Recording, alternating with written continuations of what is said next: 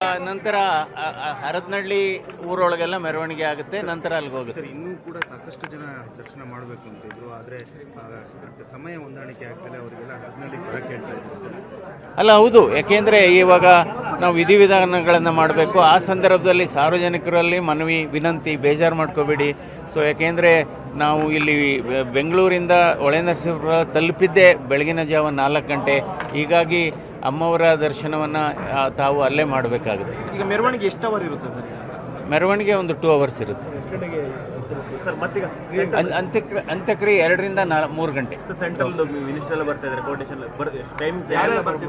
ಅಲ್ಲ, ಈಗಿನ ಮಾಹಿತಿ ಪ್ರಕಾರ ನಮ್ಮ ಕೇಂದ್ರದ ಸಚಿವರಾದಂಥ ನಮ್ಮ ಸ್ಥಳೀಯ ನಮ್ಮ ರಾಜ್ಯದ ಸಚಿವರಾದಂಥ ಸೋಮಣ್ಣ ಅವರು ಬರ್ತಾರೆ, ಪ್ರಹ್ಲಾದ್ ಜೋಶಿ ಅವರು ಬರ್ತಾರೆ, ಹಾಗೂ ಕೃಷಿ ಸಚಿವರಾದಂಥ ಶಿವರಾಜ್ ಸಿಂಗ್ ಚೌಹಾಣ್ ಅವರು ಬರ್ತಾರೆ.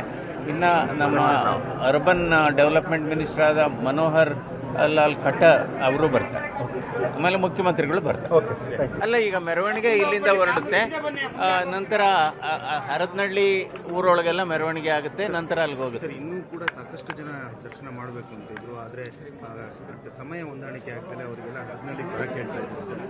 ಅಲ್ಲ, ಹೌದು. ಯಾಕೆಂದರೆ ಇವಾಗ ನಾವು ವಿಧಿವಿಧಾನಗಳನ್ನು ಮಾಡಬೇಕು. ಆ ಸಂದರ್ಭದಲ್ಲಿ ಸಾರ್ವಜನಿಕರಲ್ಲಿ ಮನವಿ ವಿನಂತಿ, ಬೇಜಾರು ಮಾಡ್ಕೋಬೇಡಿ. ಸೊ ಯಾಕೆಂದರೆ ನಾವು ಇಲ್ಲಿ ಬೆಂಗಳೂರಿಂದ ಹೊಳೆನರಸೀಪುರ ತಲುಪಿದ್ದೇ ಬೆಳಗಿನ ಜಾವ 4 ಗಂಟೆ. ಹೀಗಾಗಿ ಅಮ್ಮವರ ದರ್ಶನವನ್ನು ತಾವು ಅಲ್ಲೇ ಮಾಡಬೇಕಾಗುತ್ತೆ. ಈಗ ಮೆರವಣಿಗೆ ಎಷ್ಟು ಅವರ್ ಇರುತ್ತೆ ಸರ್? ಮೆರವಣಿಗೆ ಒಂದು 2 ಅವರ್ಸ್ ಇರುತ್ತೆ.